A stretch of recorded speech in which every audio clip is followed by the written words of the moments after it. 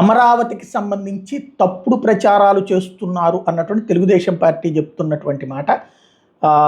వాస్తవంగా tower 1, tower 2కి సంబంధించి, అట్లాగే టవర్ 3, టవర్ 4కి సంబంధించి ఆ పార్టీ వీరాభిమాని ఒకళ్ళు పెట్టినటువంటి పోస్టు ప్రకారం చూస్తే పార్టీ కోసం ప్రాణాలు ఇచ్చేటటువంటి వ్యక్తి పెట్టినటువంటి పోస్టు.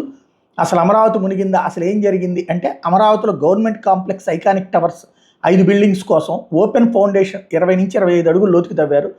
టవర్స్ 1 and 2 ఒక ఫౌండేషన్ తవ్వారు.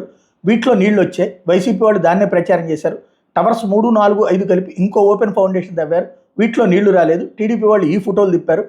2 గోతులే కదా, మరి టవర్స్ 1 and 2లో ఎందుకు నీళ్ళు వచ్చాయి, టవర్స్ 3, 4, 5లో ఎందుకు నీళ్లు రాలేదు, దానికే ఈ ఫొటోస్.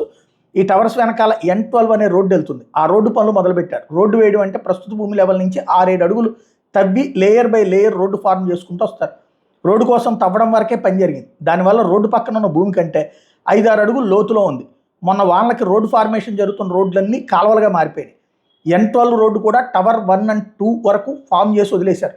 టవర్ 3, 4, 5 వెనక ఫామ్ చేయలేదు. దానివల్ల N12 రోడ్డు కాలువలా మారి దానిలో ఉన్న నీళ్ళంతా టవర్ 1 and 2 ఫౌండేషన్లోకి వచ్చినాయి. ఈ ఫోటోల్లో అదేనమాట కనిపించేది. ఇక్కడ N12 రోడ్డు నీరు ఎలా టవర్ 1 and 4, 2ని ఎలా ముంచేసిందో కూడా కనబడుతున్నటువంటిది. అలాగే టవర్ 3, 4, 5 వెనకాల రోడ్డు పనులు మొదలవ్వకపోవడం వల్ల ఆ ఫౌండేషన్లోకి నీళ్లు రాలేదు.